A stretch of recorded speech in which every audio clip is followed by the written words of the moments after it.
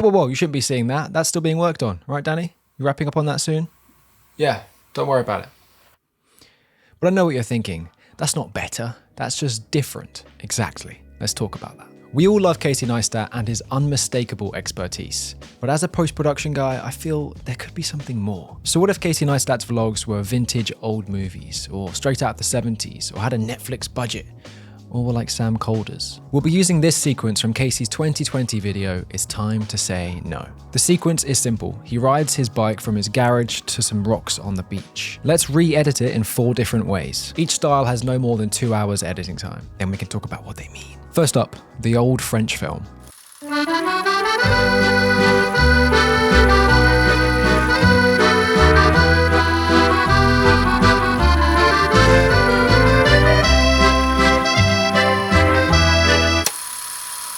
Bit of a change, isn't it? The first obvious choice is the lack of color. Nowadays, black and white is quite the trend with quirky student filmmakers and in the industry. But in this case, it's because we're trying to date the video. Paired with the film grain, the cigarette burns, and the design of this text, this really looks like it was shot on 8mm 60 years ago. The music, banger by the way, has that classic French accordion. Can't really say why this works so much, but I love it. But why do this now? Well, for many it evokes a sense of nostalgia for a time when all movies looked like this. Maybe you're revisiting an old memory or paying homage. It also just looks artsy. Throw on a random quote and some yellow subtitles and you've got a festival winner. You know, I'm somewhat of a scientist myself. So that's cinema from the last century. Today we're pretty accustomed with something else. Roll the Netflix title sequence.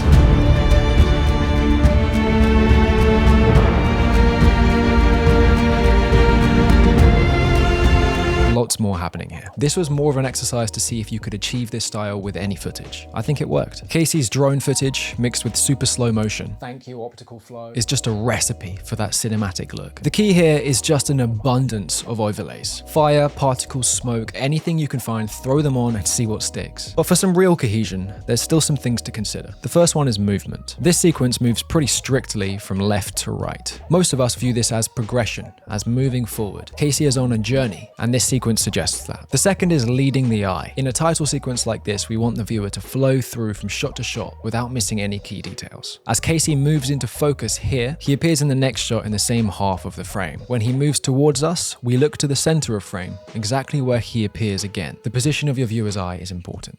We're halfway. If you're enjoying this, drop a like. We've still got the travel vlog style and the funky one. Speaking of which, are you nearly finished with that, Danny? We haven't got much time. Danny?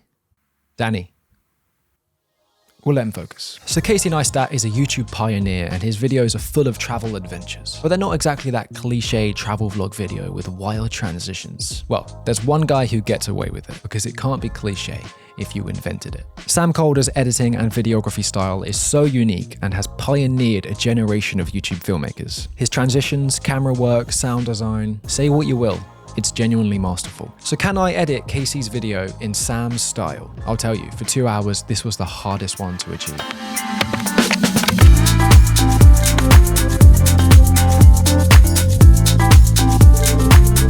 Hold a font, check. Time remapping, check. Luma transitions, check. Super zooms, check. But even with having all the ingredients in editing, this one's really hard to achieve if you don't have a strong vision beforehand. Sam shoots with editing in mind, and trying to replicate that with Casey's perspective was really tricky. Still, if you want a happy, upbeat edit with great momentum, this style's always there. Speaking of styles that'll always be there, this video is brought to you by the white t-shirt. Pair it with anything and it prevails. Denim, flat. You what? I'm done. Did you just interrupt my ad segment? Oh, sorry. That's not a real brand. It's finished though. Oh, good. Give it. No, not the Vaseline, the edit. Oh. So, disclaimer, I don't know what to call this one. Superbad, Pink Panther, Apple advert. You've waited long enough.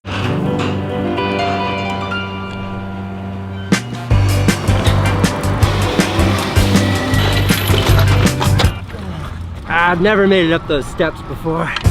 So I guess this was just another experiment to see how funky you can get with effects without losing the story. The juxtaposition of the black and white with the splash of color sees Casey as a breath of air in a stagnant location, as well as definitively isolating him as the subject. Most of the effects here are done with the magic of Rotobrush 2 in After Effects. Once your subject is cut out, you can play with it as much as you want, as well as separate them from an adjusted background. This black and white effect is done with Threshold. It gives quite a pop art feel. Here, I animated some shapes to grow along the tunnel walls, teleporting Casey into another world. The text is motion tracked to the bike and animated to appear in time with the speech. All in all, cool, but not a feasible route for a vlog. This was time consuming.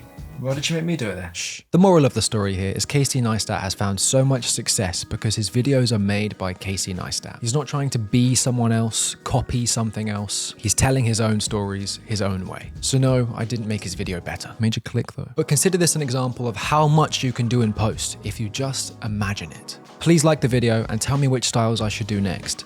A YouTuber in the style of another YouTuber? Subscribe for more and see you next week. Who have you been talking to?